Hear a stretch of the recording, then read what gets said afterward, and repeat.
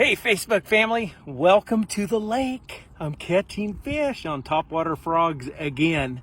Hey, stay tuned. I'm going to give you a couple tips. A bunch of you have been asking, hey Mick, tell me how to catch those frogfish. I tried it and it didn't work. So I'm going to give you a couple tips here. Let that little guy go. I've caught quite a few today. I'm out here on a, Tuesday? Taco Tuesday.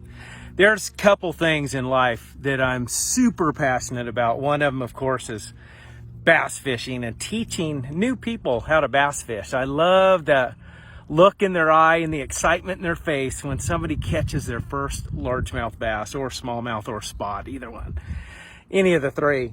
But it's just so fun to me to see new people open up to the sport, man. I've been fishing for a lot of years. Shoot, I competed for like 25 years, like in the semi-pro, pro levels. So it's in my blood. It's something that never goes away, and I absolutely love teaching people fishing. And my other passion is teaching people how to create residual income streams. You know, it's Tuesday, like I said, and I'm out here on this beautiful lake, just full of bass. They're biting, and there's nobody out here. Look, there's not a boat. Nobody. It's just me. That's one of the beautiful things that residual income does. It takes a lot of hard work, dedication, commitment, consistency to create it. But once it's created, it's priceless. It's a beautiful, beautiful thing. So for all my friends that have been asking, hit me in Messenger and stuff, I'm catching these fish all the time, all summer long. I'm out here in Idaho. There's a few basic things that can get you started and make a big difference in your success or failure when you're fishing one of these things right here. This is called a topwater frog. And you see how the hooks are pointed up and they're protected by the body of the frog? That's how I can take this frog and I can throw it right in that stuff. The stuff that a lot of people would think, ooh, don't cast over there, you'll get your hook snagged, which is understandable. But I'm going to show you how to get set up where you can throw this thing right in that stuff and have these big old bass come up and just annihilate that thing. It's so fun. You got to have a good heart. Make sure your ticker's in good shape because, man, it is excitement like you've never felt before. Let's start with the frog itself. This one's called a pad crasher. Pad crasher. And it's a, very affordably priced frog. This one is white. It's got a white belly and a yellow and spotted back. And it doesn't really matter. I mean, I basically use white frogs or black frogs. If it's overcast and low light conditions, I'll use black. If it's bright sunny like it is today, this white's working really good. So bright day, bright color. Dark day, dark color. It's a good rule of thumb when you're choosing your frog. You can find these at tacklewarehouse.com, at Walmart. This is a pretty common frog, the pad crasher, okay? And, a lot of people think, oh, the bass are eating frogs, so you got to throw something that looks like a frog. Yes and no. Bass will eat frogs. Like I hear some bullfrogs over there way back. See where all the trees are back there? I hear bullfrogs. But really, the more predominant forage that these bass are feeding on in these weeds is bluegill, little bluegill, perch, crappie, bluegill, things like that. Get up in here and the bass eat them. So really, the majority of the time, they think this is a bluegill trying to scurry away through these weeds and they come up and eat it. So it doesn't necessarily have to look just like a bullfrog. Okay, let's talk about gear, your tackle to effectively fish. And you can see, man, I'm in the jungle. I'm in it. I'm wading. I got some old tennis shoes, shorts, and I just wade around out here, and it's up close and personal. So fun. Solitude out here. But you're going to want a bait cast reel, okay, a bait caster. And then the rod, you're going to want a heavy action, medium heavy, heavy action rod. And braided line, okay? So the rod and reel combo, this is a lose. You can pick these up at Walmart. You can get this whole combo for less than $100. So, when there's a lot of new people asking me about how do I do that and stuff, you don't have to have a fancy bass boat and a $100,000 pickup truck to tow it and all that stuff to have fun catching bass, okay? I mean, this is about as grassroots as it gets. One rod walking around and the stuff and catching them and just having a ball. So just pick you up a medium heavy to heavy action 7 foot, 7.5 foot rod and then a reel, a bait caster reel, that's a lose, speed spool. And then the line you want to spool this up with is called braided line, okay? And I run anywhere from 50-pound test to 65-pound test.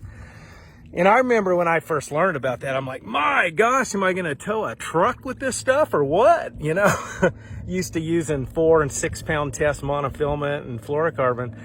Well, the reason is when you cast that frog way back in all that slop, and a big old 3 or 4 pounder eats that thing and you set the hook, you got to have some power to get them out of there. If you're throwing like monofilament line, you're not going to get them.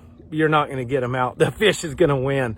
So pick you up a spool of Power Pro 50-pound up to 65-pound braided line, Power Pro. That's what I use. There's all kinds. Just like this frog, there's hundreds of different frogs. This one, I know catches fish because I catch them on it all the time. It's called a pad crasher, but it's not the only one. There's a lot of different varieties out there. So grass, cover, logs, anything in the water, bass love that stuff. So you throw that frog by it.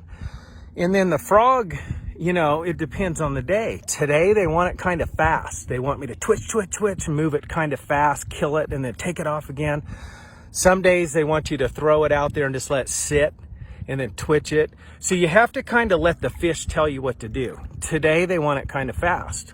By this afternoon, they might want it slower. Tomorrow, they might want it even faster, who knows? So every day is a little bit different, but you just want to make sure you're putting the frog around cover in the water. Today, the cover's weeds, okay? And man, they're in there. And I could go out in this open water right here behind me, and I could throw this frog all day long and all next week and never catch a fish because they're not out there. They're in this stuff, okay? So if you're going through here with a frog and you're set up properly and you're throwing it back in this stuff and you're not catching any, and you know there's bass in the lake, like I know there's a lot of bass in this lake, change your tempo. Frog fishing is a lot of tempo. Some days they want it what we call dead sticking, where you throw it out by your target and you just let it sit there, you know, for like what seems an eternity, 3 to 5 seconds, and then twitch it and then let it sit. And that's painful, but it's still fun when they eat it. Hey, I'll fish it however the bass tells me to. Today, I'm having fun. I'm just walking and casting, and burning that thing through there. And they're going, whoosh! Like I said, you got to have a good heart to do this. All right, my friends, I hope that helped. I'm no expert, but I've got a lot of years of experience, and I can catch a few fish. So hopefully that helps. And I love talking bass fishing. Like I said, it's in my blood. It's been since I was a little boy, and my grandpa started taking me, dumping me off out on the riverbank out in Central California, Kings River, man. I was hooked for life. I'm still hooked. It never gets out of you. But I love talking about it. So if you get out and you start trying this, because summertime's frog time. The water's warm, the fish are up in that shallow stuff. Man, take your kids out, have some fun. A day fishing is never wasted, man. Kids remember that stuff. My son comes out here with me. He's with his mom today, but he comes out here and does whales on these bass, and he'll remember that stuff the rest of his life. It's all about creating experiences. But reach out if you need more specifics. If you're like, Mick, you talked about this, but I couldn't, just ask. I love talking fishing 24/7, man. It's one of my many passions in life. So anyway, hope this helps. I got my new Huck hat. Must be good luck. I just bought this today. It's got the flag, God bless America, greatest country on earth, the US of A, baby. And it must be a lucky hat because I've been catching them. Okay. That's all for now. I'm going to go catch a few more. God bless you, and I'll talk to you soon.